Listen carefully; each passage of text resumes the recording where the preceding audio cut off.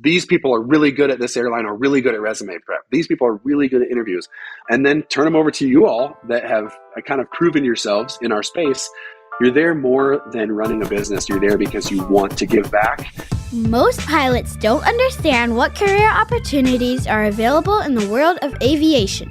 They're making career decisions based on advice from friends or posts on internet forums, meaning they are taking huge risks with their livelihood without having all the details. This podcast was created to help you understand the aviation industry so you can find your dream job. Let's get ready for Pushback. Here's your host and my dad, Nick Fialka. Hey pilot, what's up? It's Nick. Welcome to Monday. I'm glad you joined me for another interview episode of Ready for Pushback. Today, I am talking with Joshua Lee from RTAG, the Rotary To Airline Group, which is an organization designed to help military aviators transition to the airlines. And it's a great organization. There's so many different facets. So if you are a prior enlisted or officer and you are looking to get into professional aviation, this is a great interview. Joshua is the president of the organization, and he is also a major airline captain and a really great, awesome dude. He helps everybody. So sit back and relax and enjoy the episode. And last but not least, let's have a quick word from our sponsors, because without them, we wouldn't have this awesome podcast. Hey pilot, it's Nick. I want to tell you about a great friend of the show, Timothy P. Pope. He's a financial planner, and he's completely focused on the professional pilot. He's the kind of guy you want to go to for real talk to help you figure out your financial future. With so many upgrades and so many transitions and so many things going on, you owe it to yourself to give him a call. He'll help you design and execute really smart financial planning strategies, whether it's retirement planning, investment management, military transition, tax planning. He's a great financial planning partner. Timothy P. Pope, CFP, helping professional pilots make the most out of life. Give him a shout. All the information's in the show notes. You should definitely tell him I told you to call. All right, welcome. I have a fun guest today. My friend Joshua Lee from RTAG is here. Joshua, dude, what's up? Hey, what's going on, Nick? It's good to see you, man. Good to hear you. I know, it's so good. I love this. I pretty much just do this podcast to talk to people I think are awesome, and this is so fun for me. Same, buddy. I've been looking forward to it for a while. Me too. I want to go through a couple things today, and the first thing I want us to talk about what RTAG is and how you help veterans and all of that. But then I want to start talking to the veteran, because the veteran that's listening here, the person that is trying to sort out how to get from turning wrenches on a helicopter or working in a nuclear submarine or at a desk doing admin stuff that has nothing to do with aviation, but they served our country. How do they become a pilot? And the other part is those helicopter guys and gals that are out there that want to fly those fixed wing jets, but feel like they've got a really long road in front of them. And you are an expert at that. You are the expert at that. And so let's dive in and let's talk about RTAG and what it is, where it started, and what you guys and gals focus on. Oh, man. Awesome. Yeah. It's been, as we say a lot to a lot of the people that have kind of been with us since the beginning, it has been a extremely fast and extremely crazy road. We pretty much started as the organization started around the 2016, 2017 with a group of about 12 people. We call them the OGs. We had about a group of people that were all interested. It was myself and Eric Sabiston and Jim McClung and Tim Kirschbaum and Austin and Lindsay. And we had all these people that were just, a bunch of us didn't really know each other. We all knew everybody that knew each other.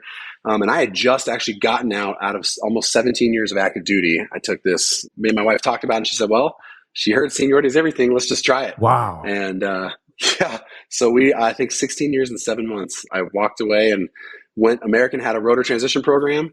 And so I did the rotor transition program and ended up at Piedmont Airlines. And I had found this Facebook group, or had been invited to this Facebook group, I can't even remember, that had been started it was just this small group, and it was kind of private. And I think there was maybe 50 to 100 people on there, and just people started talking. It was the buzz. The RTP was the buzz, and nobody knew anything about it. And people were thinking, well, helicopter pilots can be airline pilots now. And so I just kind of jumped in to try and start giving my experiences from had just done it with Piedmont. And then slowly but surely, this group of 12 of us or so just kind of started sharing our experiences. And we thought it was interesting, and we wanted to really kind of help people at all of our individual units. We started hearing this more and more and more. Hey, I really want to go to the airlines, or I'm really, really interested in this. And we had all talked about, hey, what if we put together a little something where we can maybe we didn't really know job fair or anything like that, but maybe we can get some of these airlines that American owns that has this RTP going on, maybe we can get them together, talk to veterans, have them tell their story about how to become go from helicopter pilots to airline pilots. And so that was kind of the birth. We put out on this page, we put out a GoFundMe to raise some money to do some legal paperwork with this group of a couple hundred people, and raised the money in, I think, about 20 hours, raised $2,000. Yes. And yeah, a few of us got right to work and went to the legal team and said, hey, we want to put together this nonprofit, and this is what we want to do. And they had no idea what it was about. And that was kind of the very beginning of it. And we decided to put together a little, what we know now as kind of these job fairs, these airline job fairs. I didn't know anything about any of the other groups. We just wanted to help. And that's kind of the thing as veterans. We always want to kind of look back and pay it back if we've gotten some that other people can benefit from. Yeah, I think I'm sorry to interrupt. The job fair part, when I think if you are a veteran and you are getting near the end of your cycle, you are already aware of all these different organizations that have a job fair, that get veterans, and there are headhunters and all sorts of other things. But there seriously was nothing for like a job fair for anything having to do with aviation. Nothing. Yeah, and that's kind of the funny part. One of the parts that I was so passionate about is when I left active duty, we all have to go through this government mandated program for transition assistance. Oh my gosh. And I got there, and I'm sitting there. I'm the only warrant officer in there. I'm the only officer in there. I'm looking around, and they're talking about, this is how you plan a budget, and this is how you do this. And they had these little jobs that were like, McDonald's was there, and they said, hey, you can come be a manager. And these things that I think were geared towards maybe people who were first termers and getting out, and nothing for people that kind of wanted to know what they were doing career focused. And that made me really passionate about trying to figure out a way to do that. So when we decided to, hey, let's try it, and we started talking to some companies, we had seen some of the other places like FAPA, and we'd seen them, they put on a pretty great little informational fairs. And so when we found the 8th Air Force Museum down in Savannah, Georgia. Oh yeah. And we're like, hey, let's do one here. We had talked to all the American wholly owns, and then some of the other regionals started talking to us because they were starting to build up rotor transition programs. And we just kind of hit all these places up and ended up, I can't even remember, maybe 14 companies the first time, or 10 companies. I can't remember exactly. And it was all word of mouth, really. And we was like, hey, we all met together and said, hey, if we have 150 people here, this is great. This will be awesome. And we ended up having 750 show up for this one day thing. And fire marshal came out, and we kind of looked around at each other and said, oh my gosh, this might be pretty big. And after that, it was unreal. So it's the 5th one we didn't do one during the midst of COVID, but the 5th one we did was just last year in DFW. And we went from the 750 people there and about 100 people on Facebook to, I think we just capped 20,000. Yep. Folks, and we were at 5,100, just over 5,100 members that came to the convention in DFW this last year. I want to know this. Does that fire marshal now fly for an American Airlines wholly owned? I would hope so. Yeah, it's pretty awesome. Man. They were just like, it was kind of unbelievable to just watch it and really to see the hunger of the outpouring of a lot of these airlines. Didn't realize, because they hadn't been to a veteran airline specific thing. And so they didn't really know what to expect, but these guys and gals came in dressed, ready to go. Their experience spoke for itself. I mean, there was guys, I think we had like 50 people hired on the spot at that very first convention. And it was just unbelievable. And we kind of learned very quickly that there was a huge outcry and hunger for this amongst the veteran community to kind of go into something I think probably a little bit more large scale as far as pay is concerned too. Yeah, absolutely. Life-changing opportunity. And I'll tell you, so this previous RTAG convention that happened in, was it November of last year?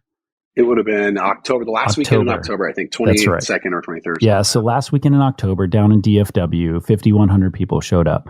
And I'll tell you this, like, you want to talk about the definition of like service member. Everybody was there to serve one another. Like nobody came into it looking as like they were their own silo. I mean, even as far as like volunteering or cleaning something up or picking up trash on the ground, like that's what everybody does. And that it just is, and everybody's got a bad haircut and everybody's like in a sharp suit, but there were so many people.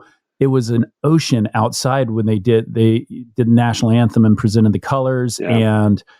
And I mean, there was a line around the building, almost completely around the building of people trying to get in. And we showed up, Bill and Tron and I were in his truck and coming around the corner. We're like, oh man, we were 30 minutes early. That's usually how we roll in. And then, and we're like, oh gosh, this is going to be hard to get in. There's so many, like there's an ocean of bodies. So anyway, super cool, super exciting. And I mean, really the massive amount of vendors and the massive amount of people that are participating, this year's only going to grow, right? Yeah, we're hoping. I still look back and I think we laugh about it because I don't know that we really knew what we were getting into. As far as, I've run several businesses before, and it was, those are all normal things where it's just a normal pace of let's look at a 5-year growth plan. And looking at this, it just continued to break. And honestly, it's not anything to do. I like that you brought up the service aspect because that's one of the things that we're really passionate. The board of us is really passionate. Is making sure that we're serving others. It's really not about us. All of us, myself, Jim, and Tim are the board now, and we are 100% about what is it that we can get people to where we're at now. We also have benefited a bit from this, and we're where we want to be. And so how can we get people to where they want to be? And one of the things we started with very early on was we do not want any money from veterans. We want to make sure that this is covered by all of the people, that need people to fly, but everything that we do is free for veterans. And it's been hard at times, but it has been, I think, a huge payback to us because there is everybody. I think we're proving that veterans are definitely a great source of people to employ. But we wanted to make sure that they had a free place to come and free service. And because of that, honestly, I think that's been part of our success where last year we had to turn volunteers away. We had 150 volunteers for the day, for the 2 days. And we had to turn people away because they were part of RTAG, got their job, went to the regionals, got their major job. And now they want to turn around and they want to come back and they want to serve and whatever they got to do. And it's simple. Like, I'll just pick up trash, whatever, or I'll hand out a magazine or we'll stuff some bags. And it's been incredible to see that level of camaraderie, watching people walk their buddy who up to a booth to say, hey, here, talk to Spitfire, or go, hey, talk to Piedmont, or I was at this airline, and just recruiters almost don't know what to do. They've told us every year we have in fact, Delta was there for the first time last year, and they came back to us and said, we have never been to anything like this. That just the, rabid intensity of everybody that's coming and just the service attitude of how can we get down to we do that with our vendors. So, we tell our vendors, like, we don't publish, we pick the spaces that we put them in. We don't let them pick off of a floor plan because we want it strategic to our veterans.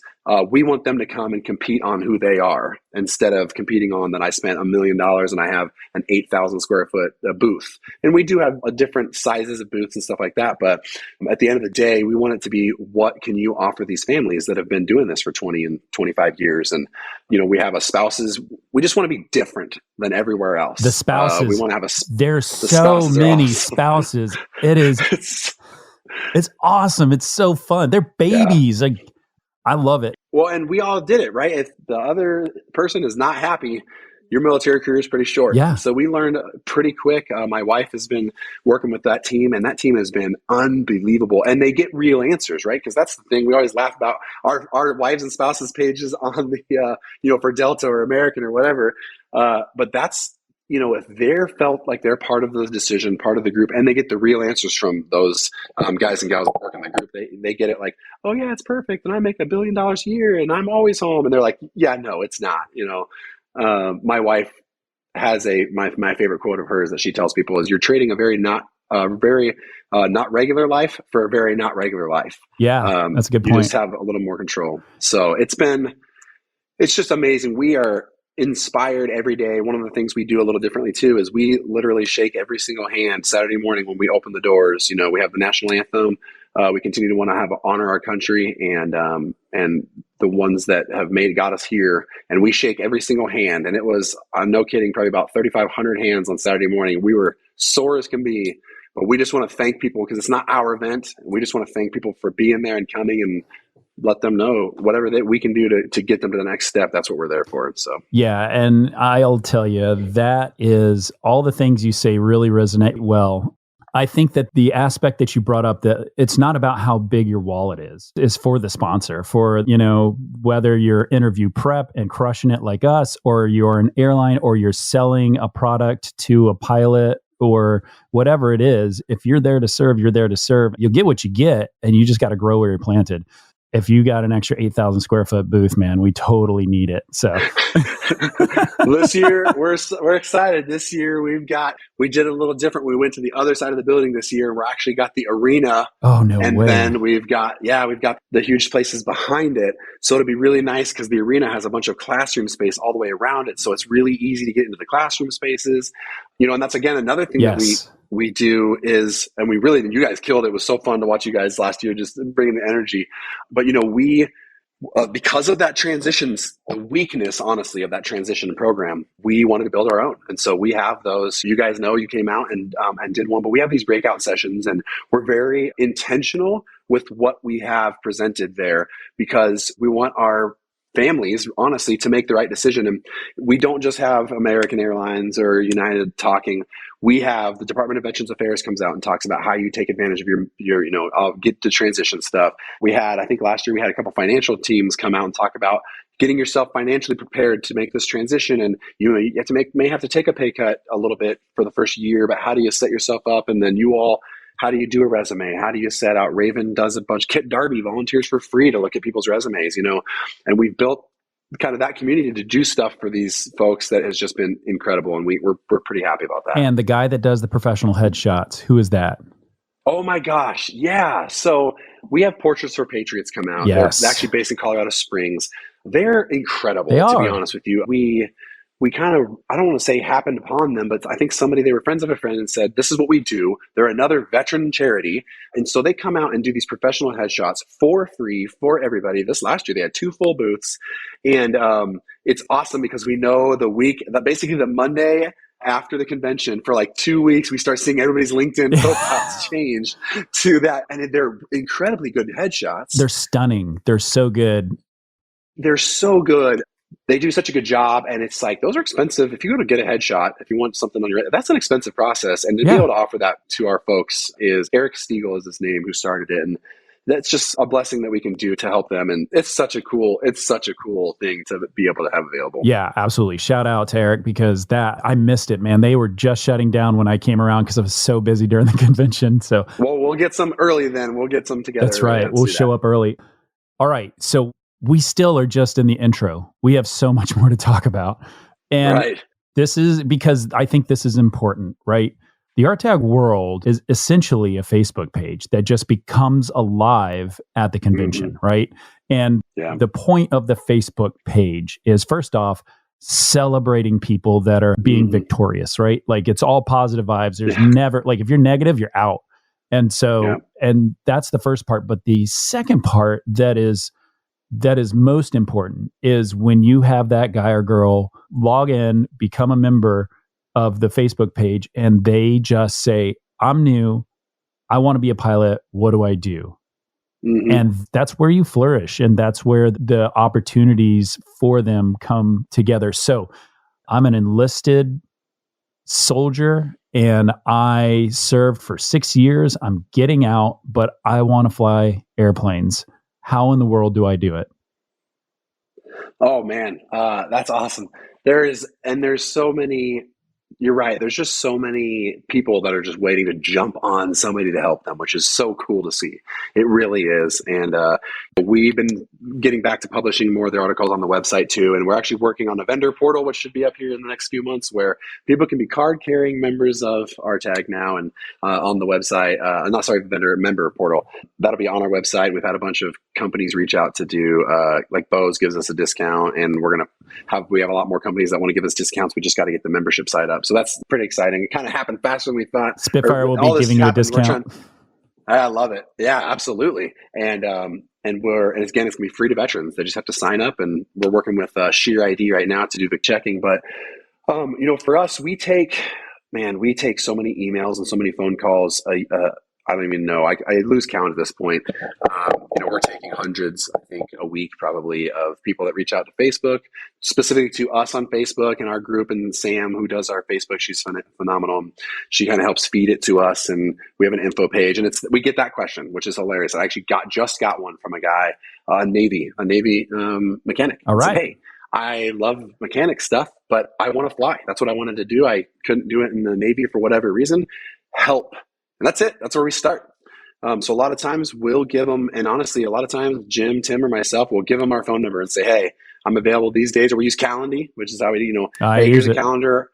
Here's a calendar. Put yourself on this calendar. Let's have a conversation. And sometimes they just say help because they don't know what they want. I want to fly. And they don't really know the avenues. And for us, what we really try to do is either, if we can't help them personally, maybe I do a phone call for a few minutes, we can't help them personally, we want to turn them over to somebody that can. Taco, everybody knows Taco, and Corey, Glenn, and those guys that they'll take time out of their day to really, mentor. Alan Johnson's another guy. I'd be remiss to not say he's been a big mentor to mine. He's pretty high up at American, and these guys take the time out of their days to best back because we are veterans, and so we want to make sure we give them that time. So we start, start talking to them and say, hey, okay, what's your transition look like? What's your timeline? Are you out in 6 months? Or are you out tomorrow? And so then we start working backwards planning, like we've always done military wise, like time on target. Let's work our way backwards. And this guy was out in about 6.5 months, and talking through all these options. Hey, where do you want to live? Is that important to you? Do you care about moving to somewhere maybe that's more beneficial to you?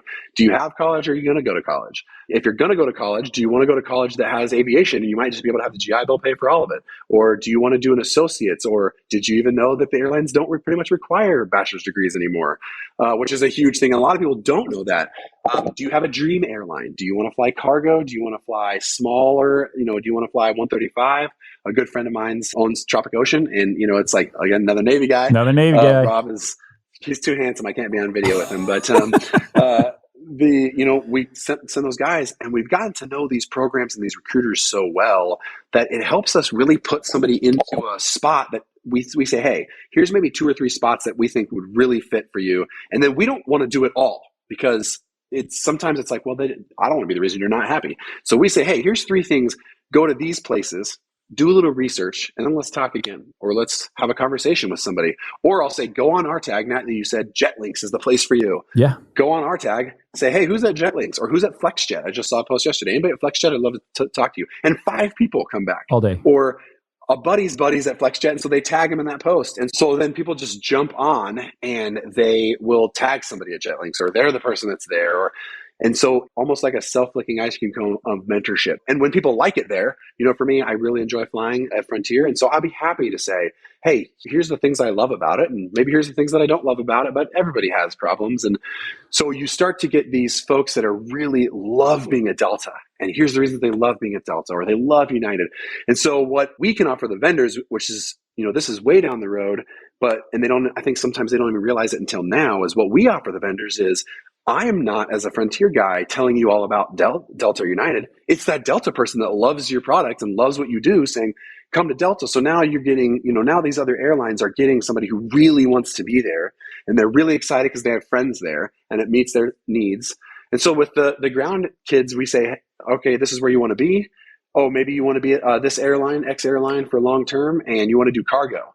Okay, well, cargo, a lot of these cargo operators can fly you somewhere. But did you know that you can also get money to pay for this? Maybe enlisted people, we all know, don't make a ton of money throughout their career, especially some that are first termers. They're struggling paycheck to paycheck. Well, hey, do you have GI Bill? oh yeah, here's 2, 3 places, 4 places that you can utilize all that GI Bill and not have to pay for it. And we try to go through the best we can and give them the best options. And once they get to a decision point, so that's, I'm going to go to this school, I'm going to do my GI Bill, I have a little bit of money saved up, I'll get BAH, it's going to take me 18 months, I'm going to leave with almost an associate's degree, and I want to go to X airline. Okay, that's your X airline, we built you back for the next 2 years, let's get you set up with somebody to help you build a resume. Do you need to build a resume? Do you need to build an interview prep? Here's the group of companies that we love because they're a lot of them are veteran owned, or they've been really good to us. And so we say, hey, here's a great group. Oh, these people are really good at this airline or really good at resume prep. These people are really good at interviews. And then turn them over to you all that have kind of proven yourselves in our space that you're really there you're there more than running a business. You're there because you want to give back and you want to serve these folks to get them that next step. And so that's the process, is we just kind of continually turn them over, and then it starts again the next hour or the next day. Yeah. And I'll tell you this too, you don't have to pay for it. You are a veteran, and you deserve to get that knowledge for free. And like a resume, you need a resume, go to spitfireelite.com/podcast, get a free pilot resume. Just go get it and copy, paste, put your information in there, and you're set and you're moving. Right. And that's behind you and you're moving forward. And that is, the people that help in the RTAG organizations, like, it's get it done, get it behind you. And, and I'll tell you, if you're listening to this and you heard Josh say, hey, I'm 6 months out, I'm getting ready to leave. If you're 3 years out, now's your time. Now's your time. Absolutely. If you're 5 years out, now's your time. I'm telling you, start now, because that pack that you're carrying gets way lighter the closer you get. But if you put all the bricks in it right up front, it's going to be really hard to carry. So as much time as you can give yourself, go. Yeah, it's like a 12-mile ruck. You do it one step at a time, and you're not thinking about the 12th mile. You're thinking about step one. And that's kind of what we want to do, is we want to be there to be the information source at first, and then kind of the champion. And you mentioned something that's been hilariously passionate for us. And I say hilarious because when we first started, we were all new to this. And so we started from day one. I can remember on Facebook pages, we were posting pictures of people getting their private pilot's license. And it was like a picture of them with their private pilot's license, with their IP. And people were just so pumped about it. And we got a lot of hate, for lack of a better term, of, oh my gosh, these are just private pilots, and how can you do that? And, a lot of people, there was quite a few people that came back, and we said, hey, this is why, and they still don't like us. We're like, okay, we can go some other paid. And we have stuck to that. That's one of the core things we have stuck to all these years is, and people send it to us, and we try to get as many as we can. If you get a private pilot's license, or if you get a A&P, we've done it for A&Ps, we want to celebrate that stuff, because those are not small milestones. It's the step 1 and 2 of that ruck march. And when you get to the finish line, and we have people now, which is just, again, incredible. I'm seeing now where people are holding up, I just passed my type ride at American or Delta or Frontier, and we had every check ride they did pictured on there for 2 years. We had it at the regional. We had it all the way through. And it's like, that's why we do it, because people can look back and go, oh my gosh, I can't believe in 2 years. I just upgraded myself. And 6 years from the time I walked away from the Army full-time to being a major airline captain is pretty crazy. And so it's amazing to be able to share those. It's so awesome. I also love that most people will be wearing an RTAG t-shirt underneath their check ride, like business casual. It's so awesome. It is. The shirts and stuff have just, Tim does a lot of work, creates a lot of all the designs, and it's really fun to see people do that. And that's one of the few areas where we make money, if you will, on that. Yeah. And that goes out to the scholarship programs. But it is so fun to see I like the 80s designs myself, but to see those pop out, and it's really neat. Yeah, I know. Every time I see something that Josh posts, it has some kind of 80s design in it. It's so funny. He's all 100% 80s all the time. Yeah, I love it. Okay, so we talked about the enlisted person coming through. What about your officers and your warrant officers and line officers, the helicopter guild of these people that have been flying helicopters their whole life? Maybe you've got a Navy person who's got 100 hours in a T6 or something like that, but pretty much decimal dust. What's their path? How do they get there? Yeah, and for them, it tends to be a little easier sometimes for them because they already were an aviator, and there's so many options out there. And what's neat about this is even as the structured rotor transition programs, they didn't come back as full after COVID as they were before.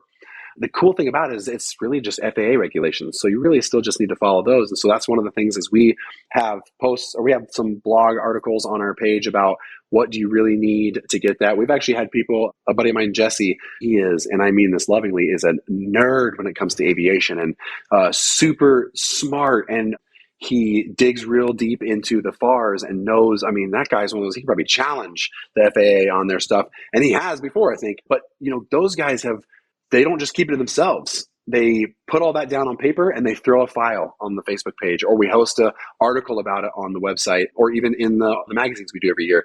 And it's about, okay, here's what it really takes. If you want to do it on your own time, go find a 61 that's going to help get you these little pieces. And the real thing is, it's kind of understanding. A lot of the questions we get is understanding how to take that time in the military, log it. And that's where we're getting we're going to see those benefits in the next 3 years, where people from the beginning of RTAG have been now logging their military flight time themselves correctly. And it's going to be a lot cleaner. But we've had people like Millkeep come in and say, hey, we'll help do logbook transitions. We've had pilot logbooks came in. She's phenomenal. And they come in and talk about, hey, let's help clean up your logbooks. So that's a big start, is have some clean logbooks. I will give the Navy the shout out. Every time I do an interview with a Navy guy, he brings his Navy book, and it's so cool. I wish we had that. It looks like a little Bible almost, but it's like their flight time. It basically is a Bible. It is. Yeah, it is your logbook Bible. So making sure that those things are correct. And then again, finding a flight school or an organization, one that I think understands rotor pilots and military pilots, and two, understands what they need and is not going to overcharge. In the very beginning of these RTPs, we did absolutely have some schools that were double charging people, and we disassociated with them because we're not going to have people overcharging veterans because they can.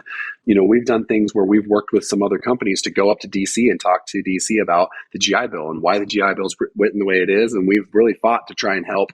We don't do it directly, but individually, we've really tried to fight to help them reframe some of the GI Bill so that it's giving us better options. So that's the big thing, is saying, hey, do you have GI Bill? You're a pilot, do you have GI Bill? Where can you go to do this transition? And there's a lot of schools now that want to pour into the veterans, and they want to get them all the way through to get their 250 pilot and command hours plus their ratings. And helping the veterans understand the civilian side has been one of the more difficult pieces, because it's like basically the FARs are a bunch of legal documents that have a bunch of exceptions until they don't have an exception, or until somebody else at a FSDO decides they want to make something different. So we try to navigate them through all that. A lot of people didn't understand that you don't need a private pilot's license. You're a commercially rated aviator. You could just go get a commercial license, and how to log that. So we help talk them through those transition pieces of, here's, again, what's your timeline? And again, if you're an aviator and you're looking at 2 years out, you're probably behind the power curve. Yes. Get going now. And then trying to build a timeline for them that works. And my goal, when I'm talking to somebody on the phone, and I have a good friend that I've been mentoring for a few years now, and I'm telling him, the goal is that you walk out from the aviation or from your Army career, hang up your Army hat, and you walk into an airline. We don't want to break in service. Start working on all your certificates now so that you can do that terminal leave and double dip for that 2 or 3 months and make some of that extra money while the military is still paying you. And then the other things we put out as well for both sides is the CSPs are a pretty good program. And if you got commanders that are really supportive, it's a little easier. And there's a couple companies now that's called this Career Skills Program, Skill Bridge. But it's a way for you to essentially do an internship for your last 100, I think they just upped it. It might be 180 days, but I think it's 120 for sure. Where if you have all those ratings in an airline or somebody, or you could go do your fixed wing training, they can do internships that you can stay on the government dime and finish those trainings up. So that's been a huge win for us, being able to help partner with some of those organizations that can get people led down those paths. Shout out to Skybridge. I know they're listening, and I know they want me to say it, and you've got to give them a shout. Best guys on earth. Absolutely. Yeah, and they're smart with that. And it's another company that they don't make any money off the veterans. They work with these airlines and they work with these companies to get interns, and it benefit for these companies. And so it's really neat. It's a nice relationship. Yeah, I love it. Now, we've talked about the enlisted side of the house. We've talked about the Hilo Bubba. And one of the big things you mentioned just in passing, you mentioned, hey, we sell shirts. Well, you do more than sell shirts. So let's talk about why you sell shirts. Because I really like t-shirts, and I love t-shirts too much. My wife, it drives her nuts. Me too. But they're so good. We knew a while ago that we had to figure out a way as a nonprofit. We're still got to figure out a way to fund ourselves.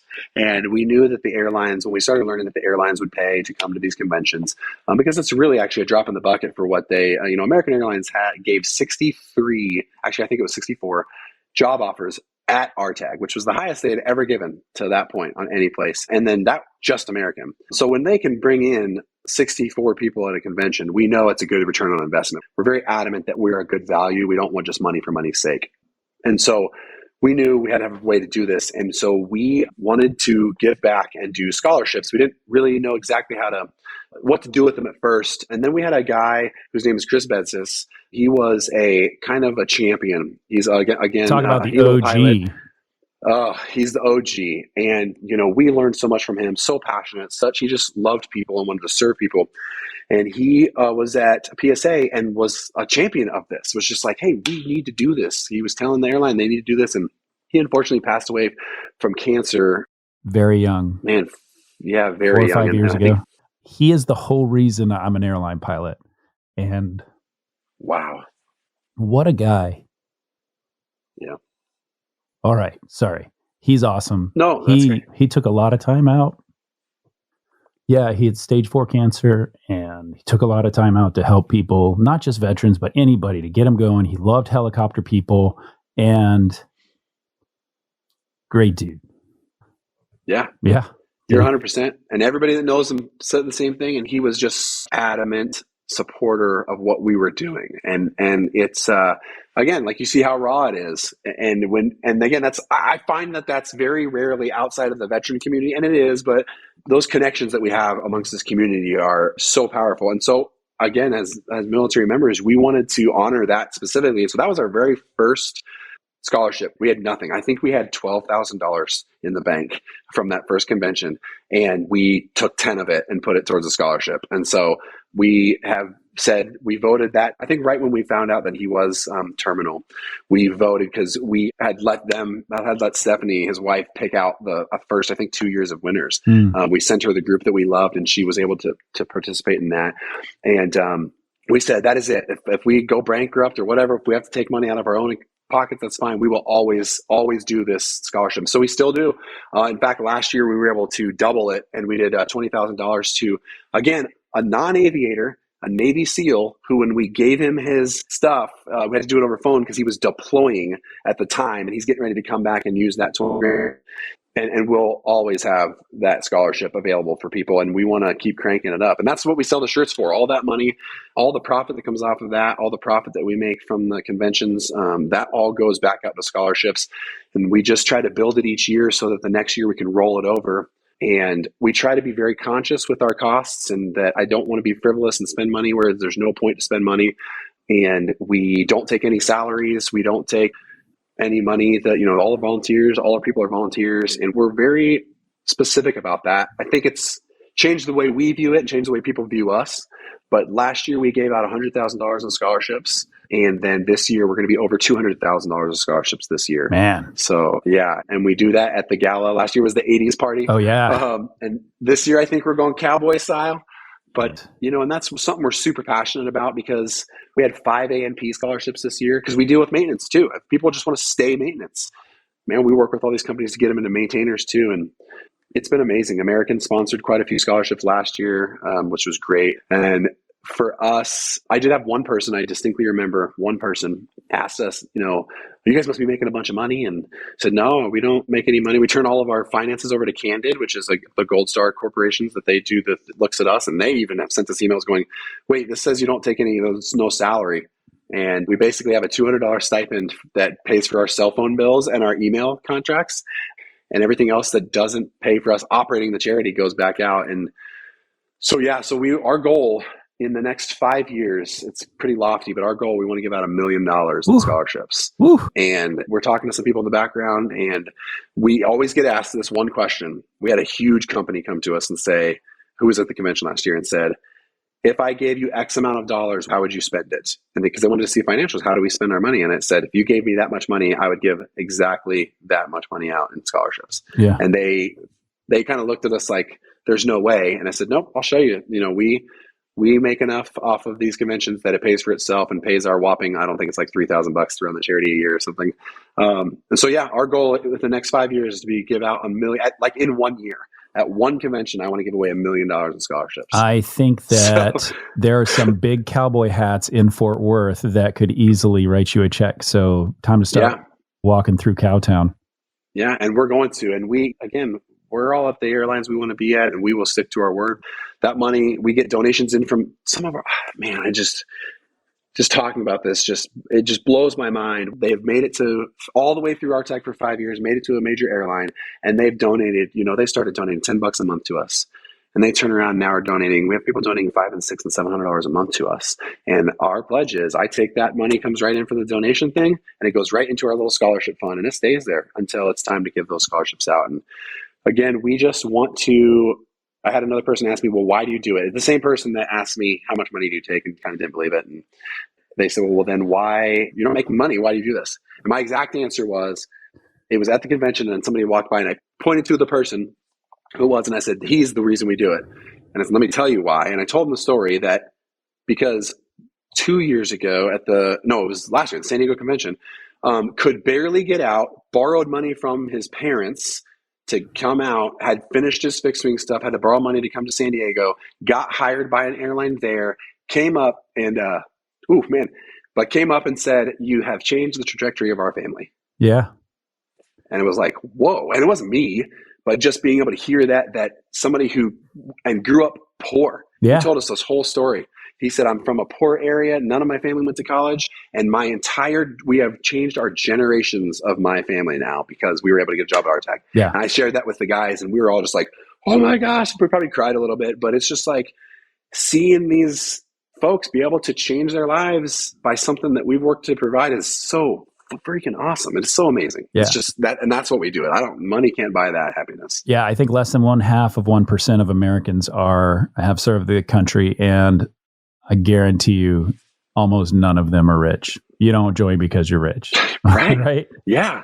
Because it's been awesome. Yeah. Because you have a drive and a focus, and not saying that's a monetary thing, but like if you're hungry, you're going to get fed, and that's what it's all about. 100%. Yeah. And it's good. And again, the RTAG members have proven themselves. I mean, all we did, every time I get a thank you, it's great. It's humbling for me, but for, my response is, dude, we just started laying the track. I mean, they came and performed. And now these airlines are hungry for them. Yeah. And so they've showed what the truth is. I can't do that interview for them. And it's been just incredible. It's incredible, man. And it's a win for the airline because they're getting somebody that will stay at their side. And that is absolutely. I mean, that's what we are. Like we are like having a Labrador. And so we will we'll do everything we can to make sure that you're successful. And that's what that's right. It's just kind of what we do. Josh, man, thank you. We've been talking for a long time, and I could keep talking, and I want to keep talking. We didn't even talk about some of the other stuff that I wanted to hit on, but we'll have you back and we'll dive deep. But it'd be great, man. I really appreciate this. I'm excited for this next RTAG convention, which is going to be in Fort Worth, where it was last year. And do you have a date yet? Yeah, it's on all of our social media and the website too. It is the 6th and 7th of October this year. So I think that's maybe the first weekend, but yeah, the 6th and the 7th. 6th and 7th of October. Unless I messed it up and it's the 7th and 8th, but it's that weekend. Whatever. Check the website.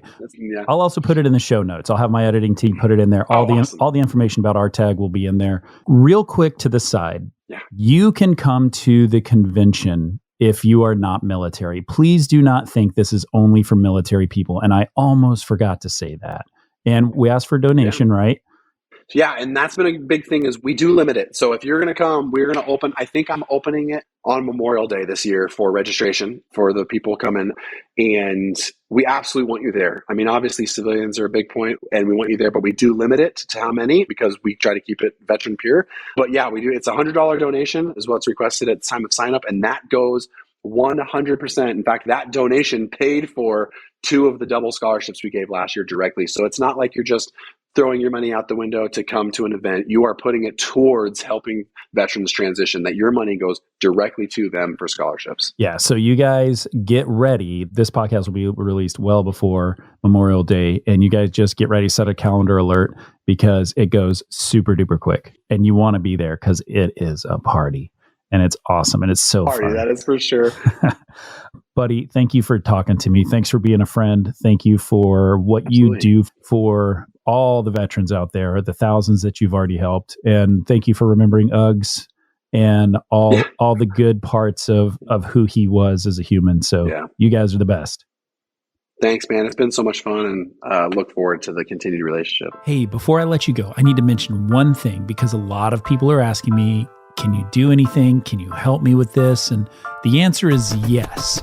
At Spitfire Elite, we will make more millionaires this year than Major League Baseball will make in the next 5 years. Our company actually does this. It's called Spitfire Elite Interview Consulting. And you can find us over at SpitfireElite.com. Our clients, they call us the easy button for interview prep, because everything you need to crush your interview is there in one spot. Whether it's application review or interview prep, all of it is covered. We've helped thousands of clients who are now flying at their dream jobs because our coaches gave them the one-on-one feedback that they needed to succeed on the biggest day of their life. The best part of Spitfire is our community. All Spitfire clients will get access to our private chats where they can work with each other and they can work with our coaches and get the latest information on all the airlines. If you'd like to make sure that you are 100% ready to go on your big day, there is only one choice. Everything you need is in one place, and I think it's pretty affordable. You'll have to take a look for yourself. Just go over to SpitfireElite.com and check us out. Use the coupon code PODCAST and it'll save you 10%. And by the way, I will see you on the next episode. The statements made on this show are my own opinions and do not reflect, nor are they under any direction from my employer.